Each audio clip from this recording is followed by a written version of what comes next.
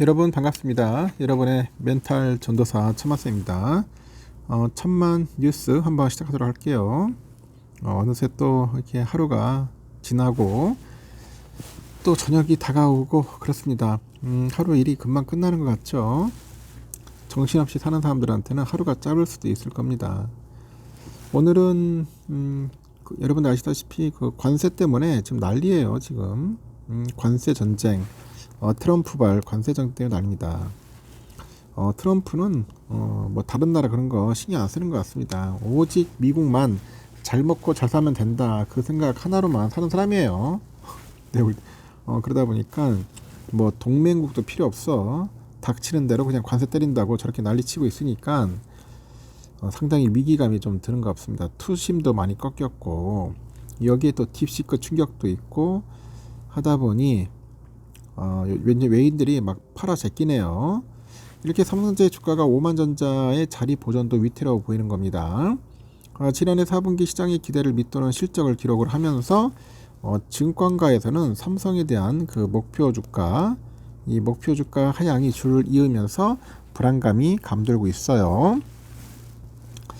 중국의 AI 스타트업이죠. 딥시크. 이 딥시크 충격에 이어서 트럼프발 관세 전쟁 등 대외적인 악재까지 현재 겹치고 있다는 겁니다.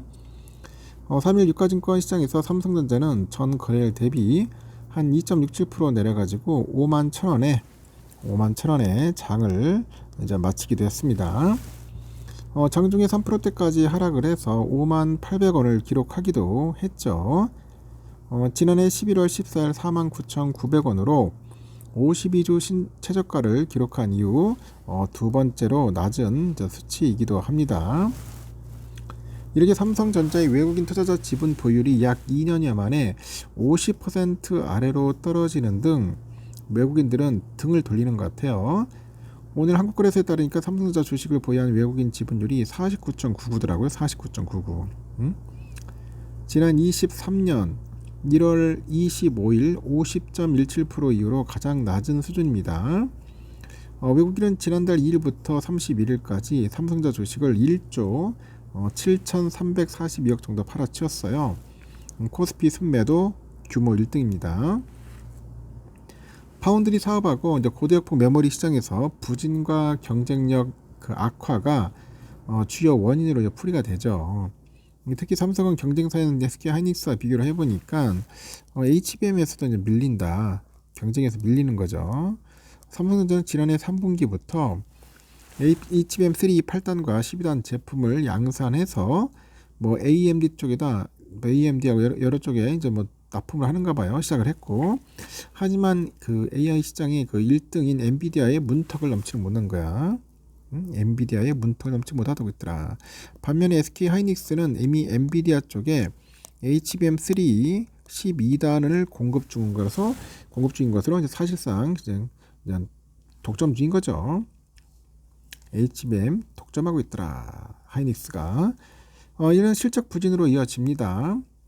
삼성은 지난해 4분기 매출액 75조 8천억, 영업이익은 6조 5천억을 기록했다고 지난달 30일 공시했고, 이는 컨센서스 18.5%를 하회하는 수준입니다. 반도체 사업을 담당하는 디바이스 솔루션의 영업이익이 2조 9천억 정도에 이제 그쳤어요. 앞서서 하이닉스는 지난해 4분기 8조 828억 원의 영업이익을 달성했다고 이제 발표를 합니다.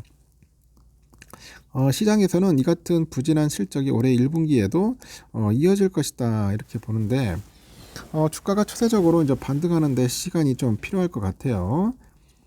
실적 저점에 대한 가시성이 확인이 되면은 연간 실적 컨센서스의 하향이 종료될 수는 있으나 현 시점에서 그것이 1분기일지 2분기일지 판단이 어려운 거예요.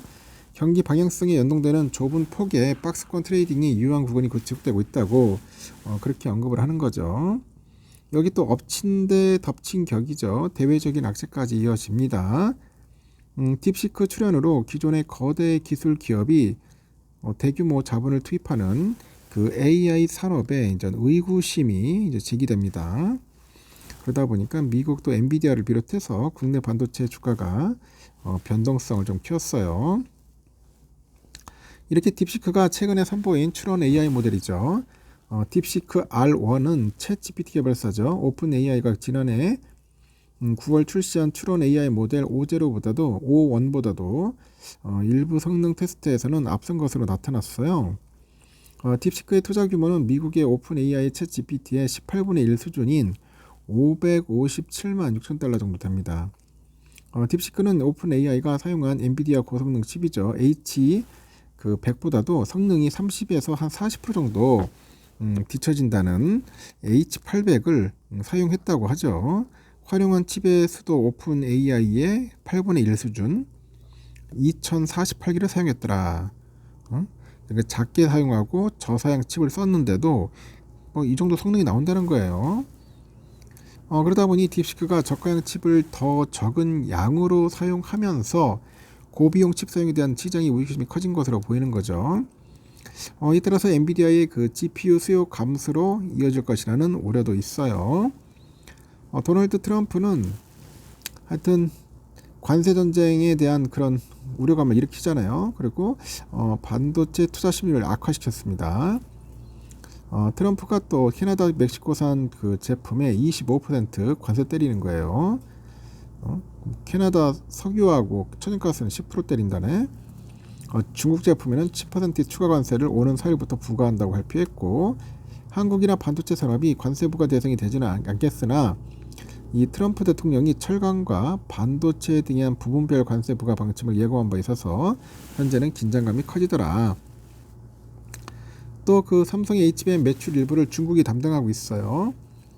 미국의 중국 제재 영향도 피해가기 어려울 것 같습니다. 그러다 보니까 딥시크 충격으로 트럼프 2기 행정부는 AI 반도체 대중 수출 제재를 강화할 것으로 추정이 되고, 중국으로의 HBM 판매 비중이 높고 미국 고객향 HBM 판매는 대부분 재설계 제품 출시 이후를 기약해야 하는 상황에서 삼성전자한테는 좀 불리한 상황이라고 하는 것 같아요.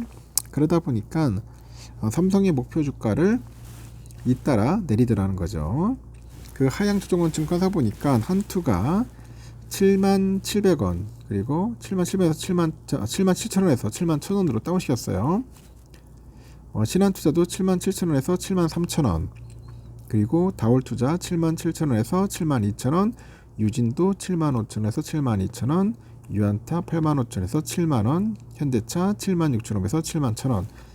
다들 7만원 초반대로 낮추네요. 다만 시장에서는 삼성의 주가가 올해 상반기 내는 회복될 가능성이 있다고 보는데, 삼성전자가 기술의 경쟁력을 회복했다는 증거가 나오고 주주환원 프로그램이 나오면 상반기 중에 주가가 회복될 가능성이 크다고 언급을 합니다.